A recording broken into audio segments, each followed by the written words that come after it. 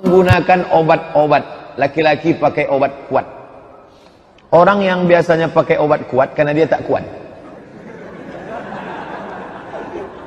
Laki-laki yang lemah syahwat, nama penyakitnya ini. Saling mengerti dan saling diskusi yang baik, bukan dengan obat-obatan. Obat-obat berlaku bagi orang yang diuji dengan sakit. Jadi ada dua cara, dia memuaskan istrinya dengan cara yang dibolehkan secara syar'i, atau dia menceraikan istri. Jadi kalau cuma puasa Daud, itu bukan melemahkan syahwat, justru syahwatnya tambah kencang dah. Nikahilah wanita yang penyayang dan subur. Ingat.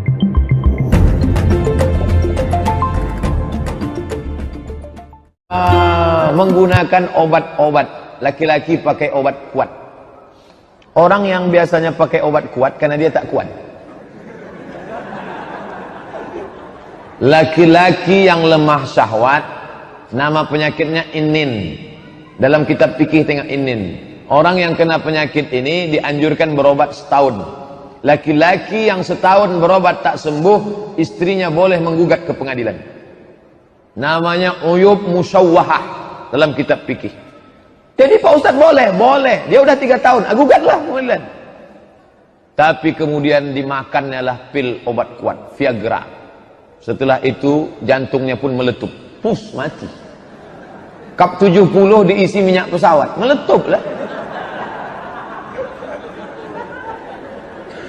Boleh berobat dengan obat yang syar'i, tidak menimbulkan efek samping, hanya untuk memperbaiki yang tak baik. Adapun memperturutkan hawa nafsu yang tidak hiperseks, maka haram hukumnya karena menyakiti pasangan. Berhubungan kelamin adalah ibadah untuk punya anak, menyalurkan libido seksual, bukan untuk memperturutkan hawa nafsu seperti orang kafir. Jadi hidup kita bukan untuk membangkitkan syahwat untuk berhubungan suami istri. Akan tapi jika menemukan kita bangkit syahwat, baru saat itu hubungan suami istri. Jadi sederhana, ada orang hidupnya hanya untuk membangkitkan syahwat, cari obat ini dan sebagainya. Artinya, jika ada syahwat, jika saat syahwat bangkit, maka diselesaikan dengan hubungan suami istri. Tapi mungkin ada orang yang berbeda antara laki dengan perempuan, mungkin syahwat istrinya berlebihan sehingga sang suami mungkin tidak mampu melayani dengan maksimal. Apa yang dilakukan? Tafahum, saling mengerti. Saling mengerti dan saling diskusi yang baik, bukan dengan obat-obatan. Obat-obat berlaku bagi orang yang diuji dengan sakit. Selagi Anda masih normal, tidak perlu minum obat-obatan karena efek sampingan yang berat. Sehingga nanti menjadi sebab kecanduan, tidak akan bisa melakukan kecuali dengan obat. Lebih dari itu, obat itu tidak dengan resep dokter, bahkan makan mengganggu, bisa saja kena jantungnya nanti. Tidak ada perlunya dengan itu. Tidak perlu. Kalau pengen obat adalah yang sehat. Minum sesuatu yang sehat, sesuatu yang bergizi. Itu juga membantu untuk dalam urusan yang satu ini, bukan dengan obat. Jangan percaya biarpun katanya obat herbal yang katanya tidak berbahaya, tetap berbahaya. Dan tenangkan sedikit pikiran Anda, jangan hanya urusannya ke sana saja, jangan. Anda punya kesibukan dan yang lainnya. Kemudian obat yang luar biasa adalah tanamkan kerinduan. Jadi kalau memang Anda susah bangkit syahwat, maka bikin rindu, berpisah sedikit, sibuk nih, ketemu rindu lagi. Itu obatnya yang luar biasa. Tanamkan kerinduan, tumbuhkan cinta, kasih sayang, sehingga bertemu seperti pengantin baru terus. Mau ketemu bikin kesel terus. Ya nggak bisa. Sehingga perlu obat di saat mau melakukan hubungan. Yang jelas obat membahayakan. Jangan lakukan itu semua. Jangan dengan obat-obatan, kecuali memang Anda adalah orang yang punya masalah dalam hal ini, sehingga menurut petunjuk dokter harus minum obat baru. Cuman sekarang kadang-kadang antara kawan jual obat ini obat kuat. Memang betul mau yang kuat, tapi jadikan hubungan suami istri tidak indah. Tidak, bukan dengan obat-obatan, obat-obat kimia, kita akan bisa jantungnya yang kena. Kemudian menjadi hubungan suami istri tidak akan bisa kecuali dengan itu, tergantungan dengan obat, dan tidak ada baiknya. Obat membahayakan. Belum lagi nanti ginjalnya kena, karena itu obat itu hanya untuk senang sesaat dan tidak akan puas dengan sesungguhnya. Karena apa? Berbeda dengan sesuatu yang alami. Jangan gunakan itu, membahayakan diri Anda dan tidak ada baiknya. Bagaimana hukumnya menggunakan alat bantu seks? Tergantung, kenapa? Sebabnya apa? Di sini ulama memang rincikan, kalau seandainya seorang suami menikah dengan istrinya, kemudian terjadi masalah.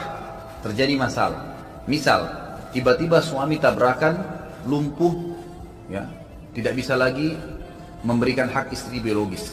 Sementara dia mau istrinya tetap tinggal bersama dia. Apakah istrinya terharamkan dari hubungan biologis? Jawabannya tidak. Bolehkah dia memuaskan istrinya? Boleh. Sebagian ulama mutaakhirin yang sekarang mengatakan boleh dia menggunakan alat tangannya atau alat yang lain untuk dia melakukan pada istrinya, karena ada udzur.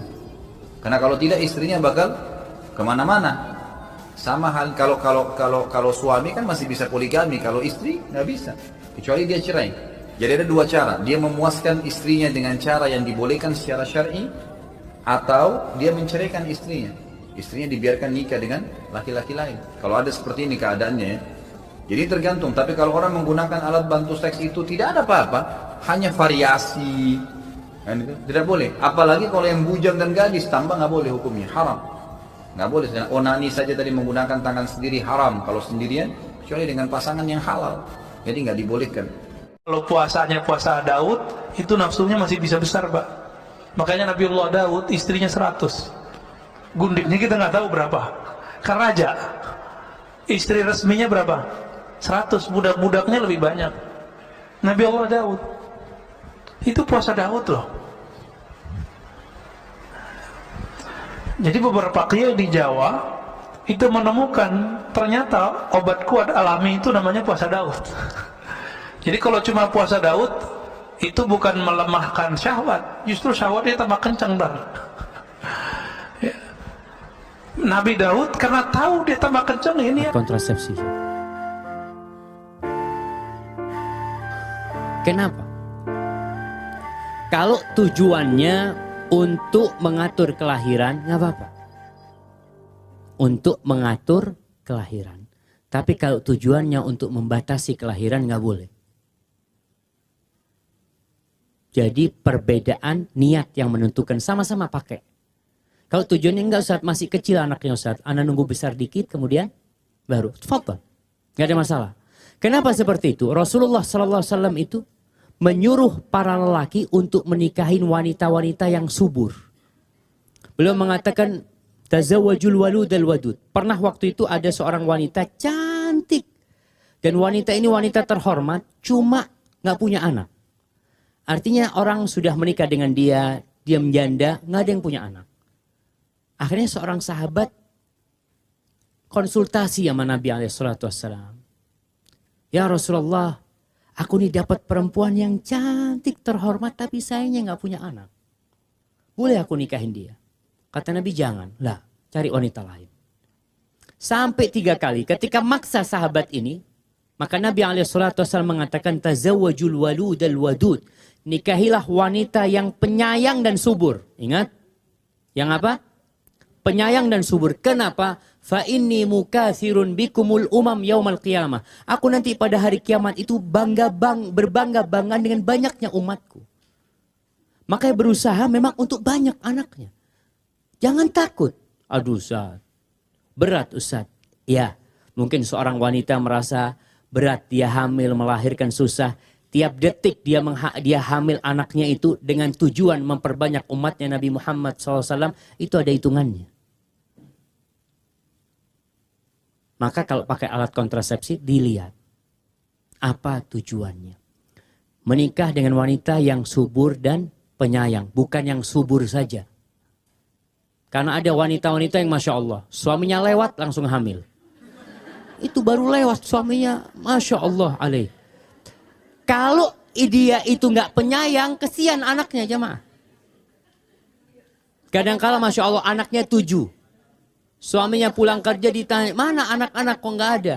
Apa kata istrinya? Wallahu a'lam, ya kemana anak-anak kata dia. Subhanallah. Cari wanita yang penyayang, artinya penyayang dia akan care sama anak-anak kita.